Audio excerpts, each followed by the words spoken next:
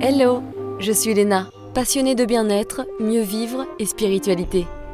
J'ai créé ce podcast pour faire connaître au plus grand nombre des méthodes alternatives pour aller mieux, que ce soit physiquement ou mentalement.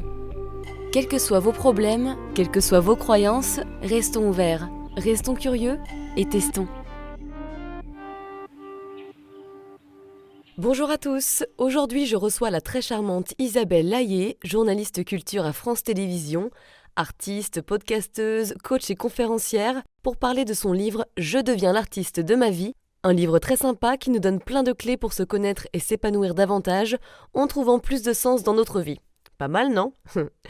Dans cet épisode, on parle un peu de son enfance, comment elle a réussi à réaliser ses rêves et c'était pas forcément gagné, mais également comment elle a fait pour avoir cette positive attitude, cette volonté que peu d'entre nous, soyons honnêtes, arrivons à adopter. Pourquoi nous n'arrivons pas forcément à réaliser nos objectifs ? Il faut dire que c'est quand même souvent parce que nous nous mettons beaucoup de bâtons dans les roues, consciemment ou inconsciemment. Isabelle nous donne enfin des conseils pour réussir à ne plus être affecté par l'avis des autres et les jugements, comment faire pour trouver davantage de sens quand on est perdu, pour changer ses routines et en démarrer de nouvelles potentiellement plus utiles, comment faire pour retrouver notre créativité qu'on a souvent perdue, notre efficacité si on est les rois de la procrastination, bref, un épisode riche en infos mes chouchous. Cet épisode est divisé en deux, la suite la semaine prochaine. Bonne écoute. Bonjour Isabelle.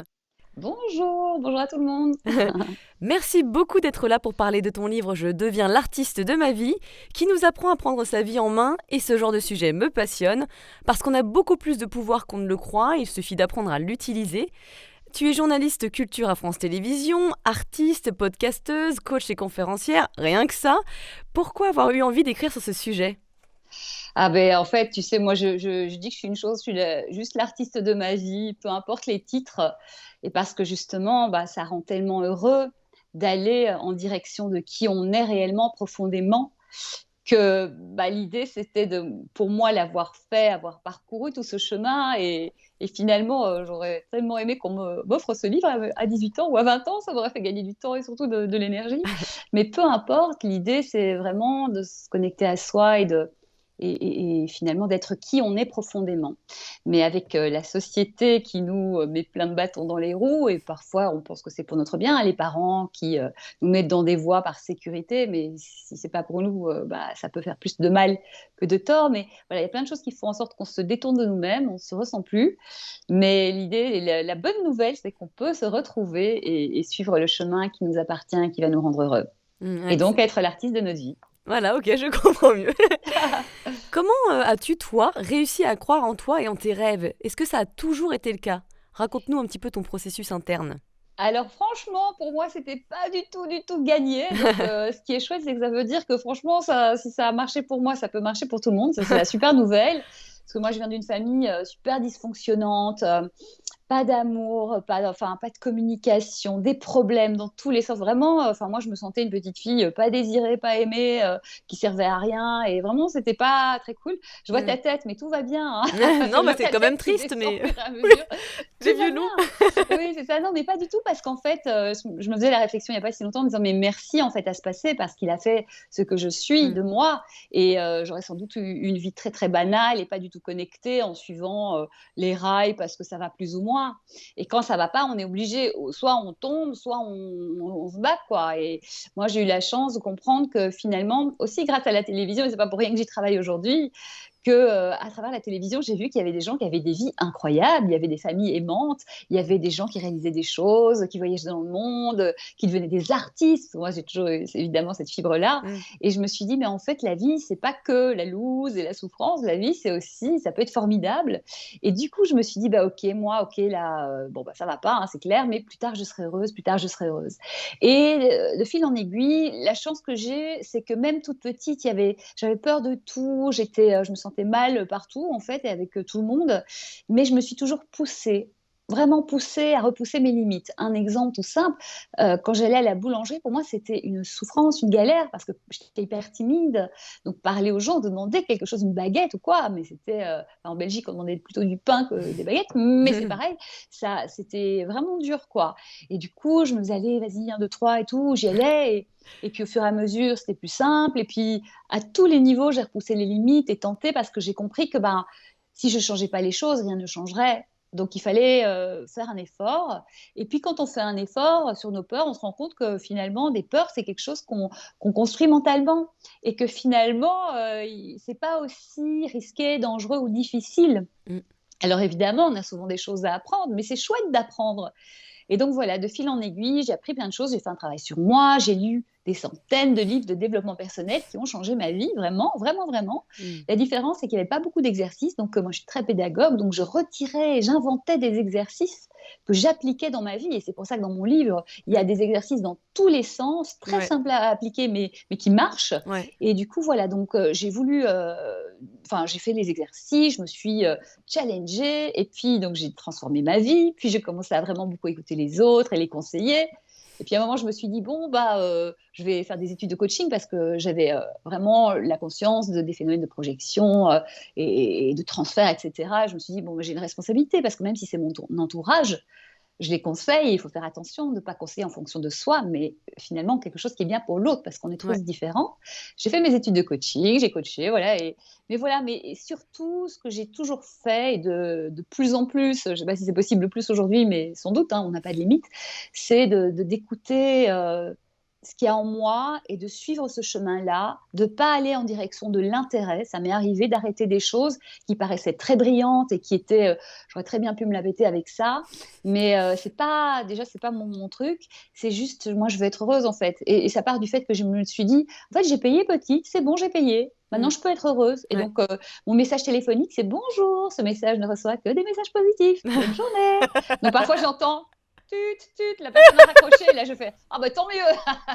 Ou alors les gens sont là, alors t'inquiète pas, c'est positif. Je fais très bien. Le filtre mauvaise onde, quoi, pouf, mais direct. C'est les fameuses limites dont je parle dans le livre, chapitre 6, c'est-à-dire que finalement, l'interaction avec les autres, elle peut être géniale, ça c'est le rapport aux autres aussi dans le livre, mais c'est à nous à mettre les limites, c'est à nous à donner notre mode d'emploi et à dire stop, même très très gentiment, mais dire stop quand ça ne nous va pas. Donc voilà, j'ai suivi le flow et c'est pour ça que je me suis retrouvée artiste, autrice, conférencière, faire de la télé. Moi j'en faisais depuis que je suis plus jeune, pas petite, mais ado, ma première télé date de 14, 15, 16 ans. Ouais. Mais parce que j'ai toujours su que je ferais ça. C'est-à-dire petite, j'apprenais par cœur le programme télé et je le récitais devant la famille. Je disais, écoute, j'en ai rien à foutre, mais c'est pas grave, j'avais appris le programme télé. Non, mais ça, et puis à 18 ans, j'ai fait journalisme comme étude parce que je voyais envoyé spécial et je me suis dit, mais ça, c'est le métier le plus incroyable du monde, quoi. Donc tout est relié, voilà. J'ai suivi le flow, le cœur, la passion, et c'est vraiment ça qui le secret finalement de ce qui est bon pour nous et de ce qui va nous rendre heureux. Ouais. Et il y a aussi un élément dont tu as parlé qui m'a fait un peu tilt dans ma tête, c'est s'autoriser à être heureux. Tu sais, quand tu as dit, oui, dans le passé, moi j'ai eu ma dose, c'est bon. Il y a aussi ce côté-là, en fait, j'ai le droit d'être heureux. Je peux changer ce que je pensais être ma normalité, c'est-à-dire être, je sais pas, une victime toute ma vie. Non, en fait, je ne suis pas forcément une victime toute ma vie. Je peux créer mon futur et me dire, je m'autorise à être heureux. S'autoriser à être heureux, s'autoriser à avoir des rêves, j'en parle évidemment dans le livre. Finalement, c'est notre vie. On n'en a qu'une. Tous les choix qu'on va faire, c'est nous qui aurons à les assumer. Donc, les gens qui nous disent « tu devrais faire ci, tu devrais faire ça », en projetant quelque chose, c'est sympa, mais ce n'est pas eux qui assumeront le truc derrière. Donc, c'est très important aussi de revenir à notre responsabilité. On n'a pas toutes les bonnes cartes dans notre jeu à la base, à l'origine, mais on est beaucoup, beaucoup, beaucoup, et beaucoup plus qu'on ne pense. Finalement, on est un peu tous des rescapés de notre enfance, même des familles heureuses et compagnie. Le travail d'un adulte, c'est de retirer toutes ces pierres qu'on a reçues de l'éducation, de « tu dois être ceci, tu dois être cela », et qu'on nous a transmises parfois en pensant que c'était pour notre bien. Virer tout ça, de ce sac à dos qui nous alourdit et qui nous empêche d'avancer, y mettre toutes les ressources et avancer léger. Et les ressources, c'est les connaissances, les croyances positives, etc. Donc effectivement, on est l'artiste de notre vie, c'est nous qui décidons, on est le capitaine de notre bateau, ne laissons personne décider. Et si quelqu'un décide à notre place, c'est qu'on l'a laissé décider. Attention. Ouais. Complètement, mais c'est vrai, mais on voit très bien un genre d'exemple où, par exemple, quelqu'un qui a fait, je sais pas, qui est médecin ou qui a fait des études de comptabilité, je ne sais quoi, et qui, au final, dit à sa famille « Oh, mais en fait, j'ai envie de me lancer, je sais pas, j'ai envie d'être comédien. » Et donc, voilà, le nombre de critiques, déjà, qu'il va recevoir je sais pas, de son entourage, par jalousie, par peur, par plein de raisons. Et en fin de compte, je trouve que la société ou notre éducation ou certains de nos proches peuvent vraiment nous bloquer dans la réalisation de nos rêves. Et c'est vrai que je pense que, comme tu dis, c'est aussi, pour s'en sortir, c'est apprendre à croire en soi, quoi, finalement. Ou absolument. Et pour les personnes pour qui c'est trop dur de dire confiance en soi, croire en soi, bah, croyez en la vie. Croyez en la justesse de ce que vous disent votre âme, votre cœur, votre petite voix, etc. Et pour revenir sur ce que tu dis, justement, tu parlais de comptable, c'est très drôle parce que récemment, j'ai été invitée par Coralie à faire une conférence dans le Sud. Et en discutant avec elle, Coralie, maintenant elle est naturopathe, elle organise plein de conférences, etc. C'est une super nana. Avant, elle était comptable. Et puis, elle a eu des maladies, mais très graves. C'est-à-dire qu'on lui a même pronostiqué plus très longtemps à vivre. Ah ouais. Parce qu'en fait, elle s'était laissée enfermer dans un truc qui ne lui allait tellement pas, qui la rendait profondément malheureuse. Et finalement, elle était en train de crever à l'intérieur, Ouais, quoi. bah ouais, Et ouais. du coup, ça s'est traduit. Le corps, il donne des signaux. La maladie, c'est le mal a dit. Alors au début, ça commence par une émotion, on n'est pas bien, on est de mauvaise humeur, etc. Si on n'essaye pas de l'accueillir et de la comprendre, parce que les émotions, c'est juste. Ouais. C'est pas pour rien qu'on a une émotion.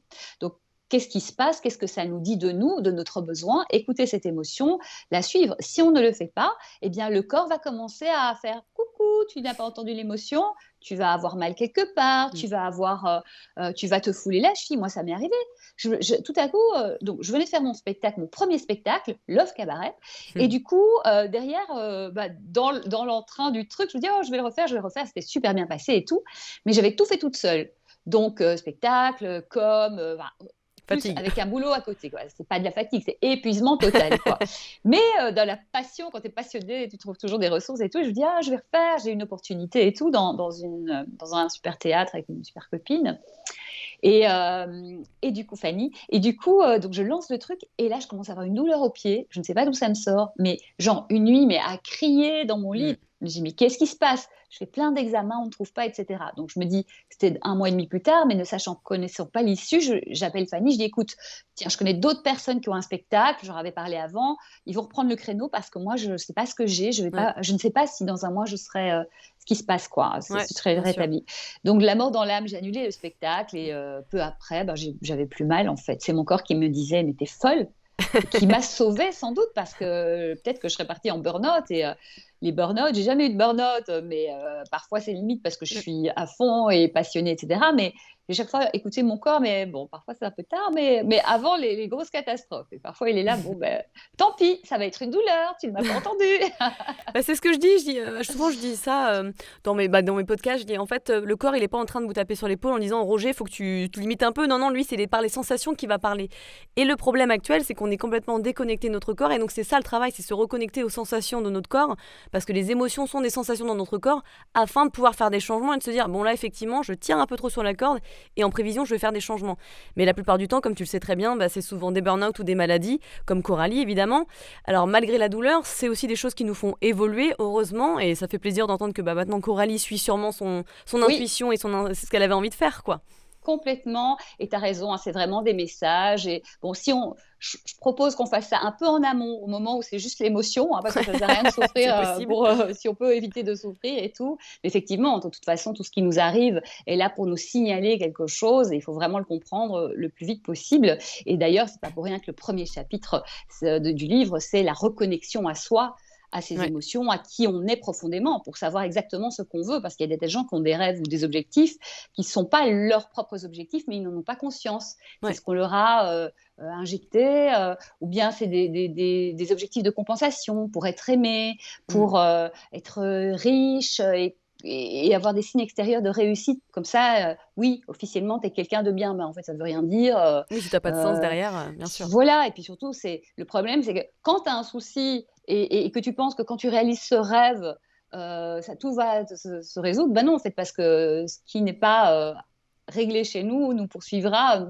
Tout rêve réalisé, peu importe, c'est autre chose. Il faut régler ce qu'on a à régler entre nous et nous. Et puis voilà, se connecter à soi, ça donne énormément de réponses. Ah mais complètement. Et on le voit bien, c'est vrai que dans notre entourage, moi j'en ai par exemple des gens, tu seras médecin mon fils, tu sais vraiment ils n'ont pas eu le choix, quoi. Ça a été créé pour eux et c'est vrai que alors des fois ça peut très bien se passer, comme il peut y avoir plus de crises de la quarantaine ou je ne sais quoi, parce qu'au final au bout d'un moment on se rend compte, c'était pas ma voie et on se réveille. que ce soit dit ou non dit, parce que parfois c'est un peu moins perceptible, peur de décevoir, ou quand des parents ont tout donné pour leurs enfants et se sont vraiment privés de plein de choses, l'enfant va croire que le rêve de ma mère, c'est d'être médecin, avocat, professeur ou quoi que ce soit, et que ce serait la trahir que de ne pas suivre cette voie. Mais les parents, ils se sont saignés pour qu'on soit heureux. Pas pour, parce que finalement, le but, c'est que les enfants soient heureux. Donc, en prenant cette voie-là et en expliquant ça, on peut aussi retrouver son juste chemin. Mais oui. Alors, ceux qui réalisent leurs rêves et concrétisent leurs objectifs, comme toi, sont souvent des personnes qui ont, je pense, potentiellement moins de doutes, en tout cas qui n'ont qu'une vision en tête, qui persévèrent avec une volonté de faire. Est-ce que ça ne serait pas ce qui manque à la plupart d'entre nous, la volonté ? Est-ce qu'on n'est pas trop habitué à se mettre des bâtons dans les roues et arrêter dès qu'un challenge arrive ?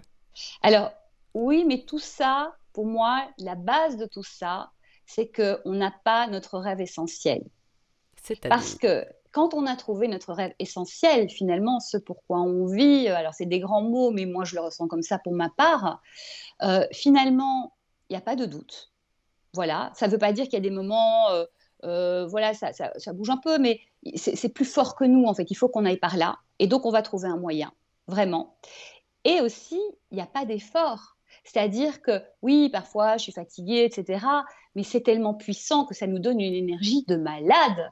Et que du coup, moi, il y a des fois, je ne dors pas beaucoup et je me réveille encore avant mon réveil alors que je n'ai pas dormi beaucoup parce que voilà, la vie, c'est court et il y a vraiment ce que je dois faire. Et c'est important, c'est essentiel et ça nous excite, ça nous donne une énergie de malade et ça nous donne aussi des ressources insoupçonnées. Moi, les périodes de ma vie très rares où j'ai pas eu d'objectif, franchement, j'étais fatiguée et je savais pas pourquoi je vivais, quoi. Et je vois que tu acquiesces tellement à ça. Complètement. Bah oui, parce qu'en fin de compte, moi, j'ai passé, je sais pas, genre, je dirais par exemple, là, j'ai 35 ans, j'ai passé peut-être 30 ans de ma vie à avoir justement un manque de sens très, très fort en moi, mais un gros mal-être, parce qu'en fait, il me manquait le pétillement de la vie, quelque chose, voilà, ce dont j'étais faite. J'étais complètement perdue parce que j'étais intéressée par plein de choses, mais surtout, en fait, ce qui a fait la différence, c'est que, et là où j'ai trouvé mon sens, c'est quand j'ai appris à me connaître et à travailler sur moi, comme toi qui disais, j'ai lu plein de livres de développement personnel, et puis ensuite, le chemin, il se fait tout seul, et après, on se rend compte de, ah bah ça me plaît plus, et puis on essaye, puis on va un peu plus loin. Et en fait, en créant mes podcasts et en étant vraiment dans le côté mind body, moi c'est quelque chose qui est vraiment très important. Je suis en train de créer mon programme mind body pour se reconnecter à soi. J'ai vraiment trouvé le sens de ma vie et du coup je suis heureuse maintenant, je peux le dire, parce qu'en fin de compte, comme tu dis, on a tendance à faire beaucoup plus d'heures parce que du coup on est très motivé par nos trucs, mais c'est vrai que oui, on est content, il y a du sens, il y a le l'ikigai comme disent les japonais, il y a un sens dans la vie et en fait du coup tout s'ensuit, tout est finalement plus simple parce qu'il y a cette volonté, cette confiance qui se crée automatiquement parce que tu es aligné avec ton être et tes désirs, je pense. Exactement. Et puis même si tu sais pas toujours comment faire, tu finis par trouver un moyen parce que c'est essentiel et tu sais que il y a pas, enfin, c'est possible d'une manière ou d'une autre. Enfin, ça nous dépasse en fait. Nous finalement, on est le vecteur de notre mission. C'est pas nous en tant. Enfin, moi franchement, je vous dis pas, c'est voilà, je suis la déesse du truc. Non, moi je suis vraiment le vecteur de quelque chose d'essentiel. Et moi, je pense être là pour dire aux gens, croyez en vos rêves, ça rend heureux. Je suis la preuve vivante. Voir des gens passer à côté de leur vie, ça me déchire.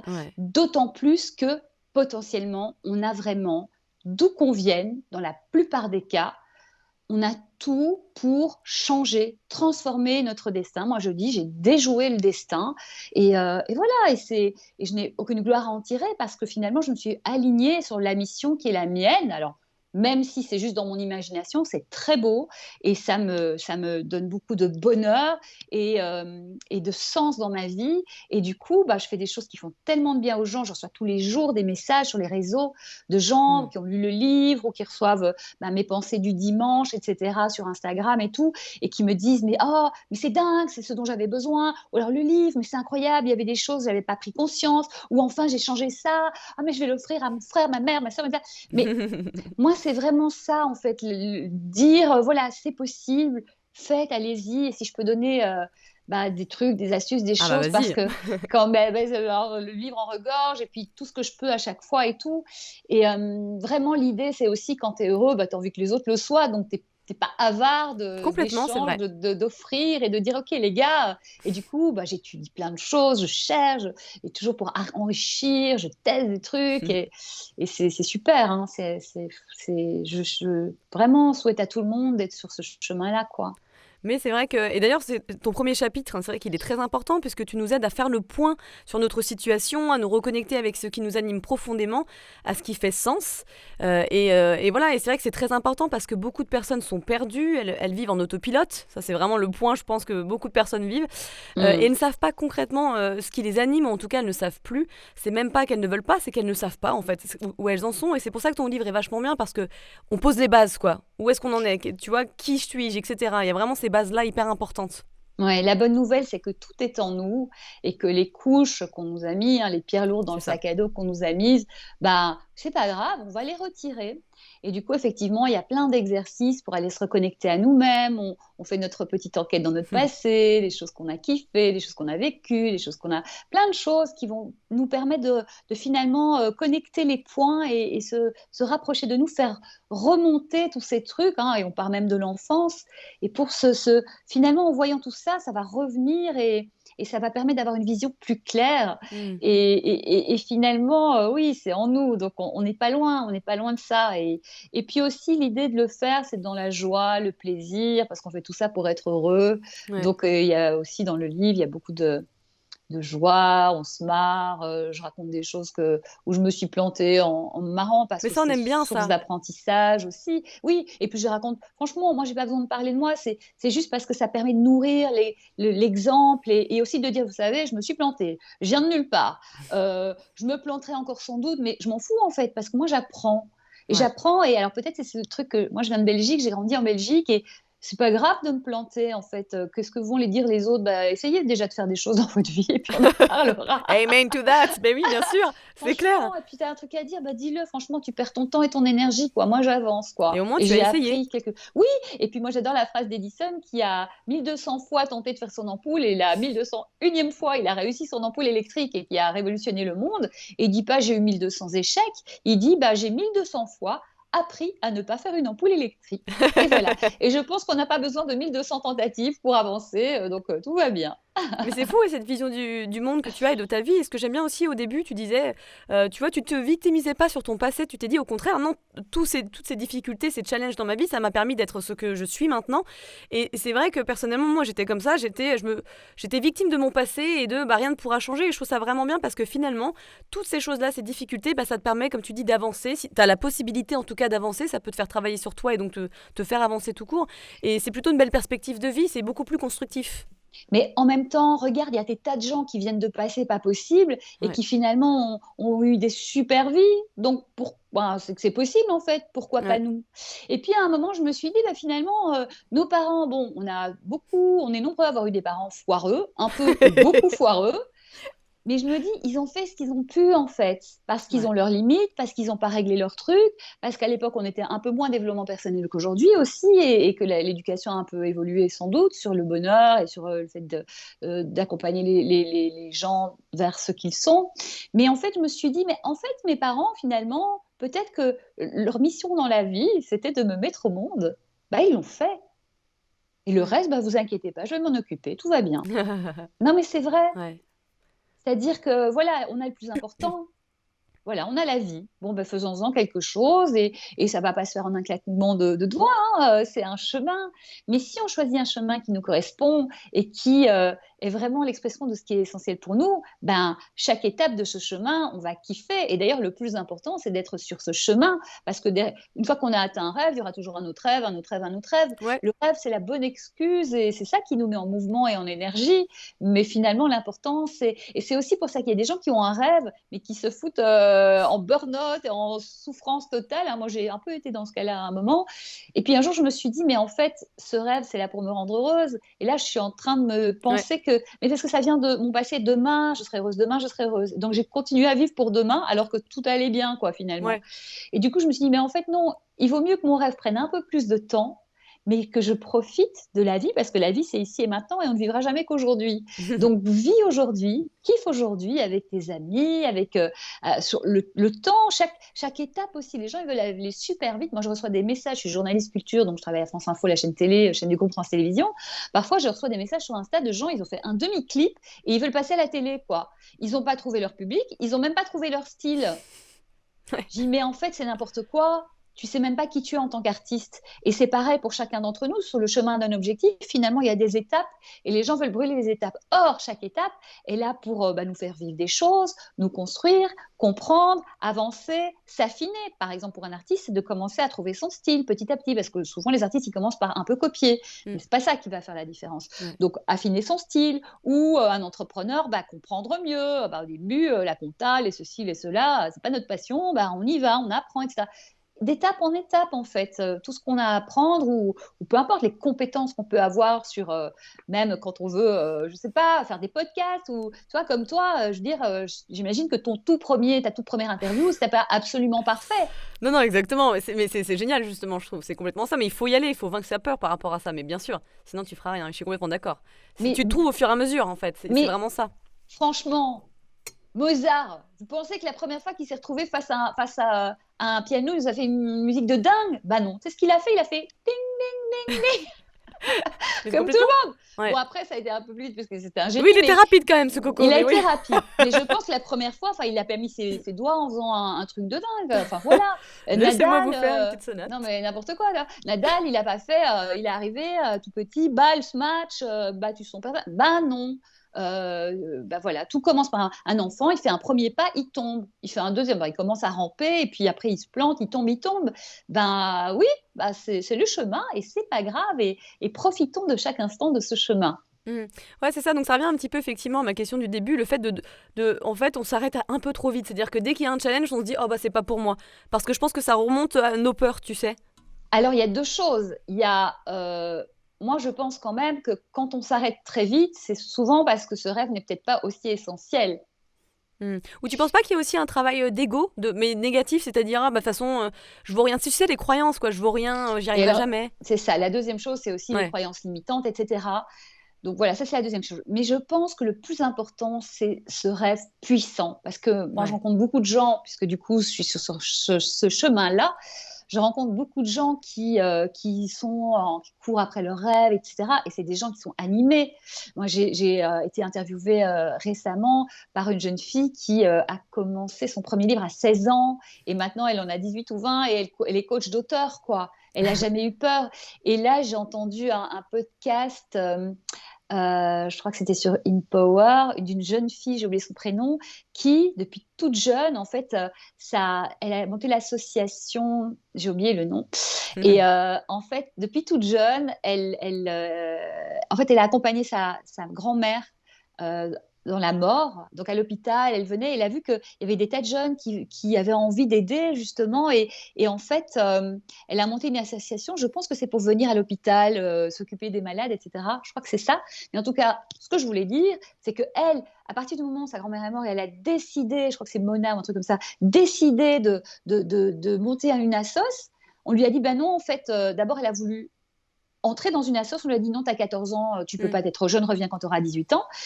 Elle a fait OK, puisqu'on ne veut pas de moi, je vais la monter, mon assos. Ce qu'elle a fait, c'est que sur son carnet de notes, en dessous, elle a mis les papiers de statut de l'assos et elle a fait signer à sa mère, qui est avocate, les papiers de statut de fondation de l'assos en lui faisant croire qu'elle faisait signer son carnet de notes. La maline. Et aujourd'hui, il y a des milliers de gens dans son assos, elle continue ses études en parallèle. Enfin voilà, c'est-à-dire que c'est tellement puissant que voilà. Je crois que c'est surtout trouver l'endroit, l'objectif, le rêve, l'activité, l'endroit dans lequel on peut s'incarner le plus essentiel pour nous. Et du coup, ça devient tellement puissant qu'on va si moins à la première vague. Mais c'est quand même pour ça que j'ai créé mon podcast Viser la Lune, parce que l'idée, c'était de montrer que chacun des invités, Marianne James, Pascal Légitimus, Alain Chamfort, Laurent Ruquier, Jarry, tout ça, ils ont tous eu des hauts et des bas. Et que finalement, ils nous prouvent et ils le disent que les bas leur ont permis d'apprendre ce qu'ils avaient à apprendre, de se réaligner parce qu'ils n'étaient pas tout à fait au bon endroit. Ok, on leur a dit non d'un côté, du coup ça les a énervés parce qu'à Légitimus, on lui a dit il a passé des auditions au conservatoire et compagnie, 2-3 endroits. À chaque fois, on lui disait ouais, t'es bon, franchement, t'as vraiment du talent, mais ça n'ira pas. En sous-texte, parce qu'à l'époque, c'était il y a longtemps, parce qu'il était noir. Et du coup, ça l'a tellement énervé qu'il a fait « Ok, je vais leur prouver ». Et du coup, il a fait de l'humour avec un copain, que derrière, il s'est retrouvé dans une émission télé avec tout le monde. Et puis, c'est là qu'il a rencontré les copains inconnus, les inconnus. Ils ont fondé ensemble ce groupe. Et puis, c'est devenu voilà, un groupe mythique aujourd'hui, quoi. Mais parce qu'il ne s'est pas laissé abattre, parce que c'était essentiel pour lui. Il voulait vraiment faire ça.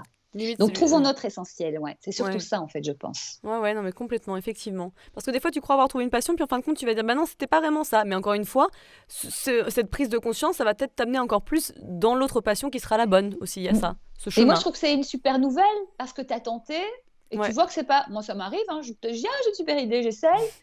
Bon, bah, cette fois-ci, c'était non, pas le faire. Et en fait, merci, parce que je sais, ça libère de l'espace dans la tête et dans la vie.